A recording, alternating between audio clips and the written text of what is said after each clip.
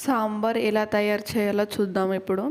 ముందుగా ఆయిల్ పోసుకోవాలి, తర్వాత పోపు గింజలు వేసుకోవాలి, తర్వాత పచ్చిమిర్చిను ఆనియన్స్ అన్ని రకాల కూరగాయలు వేసుకొని దాన్ని మెల్లగా కలబెట్టుకుంటా ఒక 10 మినిట్స్ ఒక 15 మినిట్స్ మొత్తం కూరగాయలు మొత్తం వేగినాక మొత్తం వేగాలి. మంచిగా కళ్యమాకు ఇట్లా అన్నీ వేసుకోవాలి, కొంచెం కొత్తిమీర పుదీనా ఇవన్నీ వేసుకొని కొంచెం కొద్దిసేపు వేగాలి. మొత్తం వేగినాక అంతసేపు కలబెట్టుకుంటూ ఉండాలి. వేగినాక మన తర్వాత ఇంత చిటికెడు పసుపు, అల్లము ఇవన్నీ వేసినాక ఒక 10 మినిట్స్ మళ్ళీ కొంచెం వేగాలి.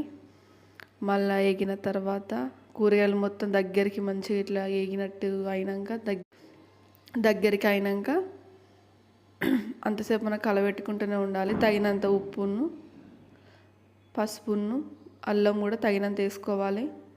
మంచిగా వేగినాక పప్పు, ఉడకబెట్టిన పప్పు ముందుగానే ఉడకబెట్టుకోవాలి పప్పుని. ఆ పప్పును కూడా అందులో వేసుకొని ఒక 15 మినిట్స్ అలా ఉడకనివ్వాలి పప్పును పెద్ద మంటలో.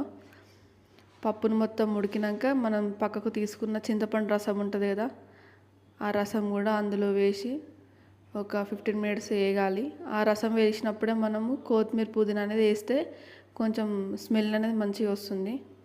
అందులో ఉప్పు, తగినంత ఉప్పు కూడా వేసుకోవాలి. చిటికెడు బెల్లం వేసుకుంటే టేస్ట్ ఉంటుంది, మన సాంబార్ అనేది కొంచెం టేస్ట్ అవుతుంది. అందుకే చిటికెడు బెల్లం వేసుకుంటే టేస్ట్ అనేది మంచిగా ఉంటుంది సాంబార్ అనేది.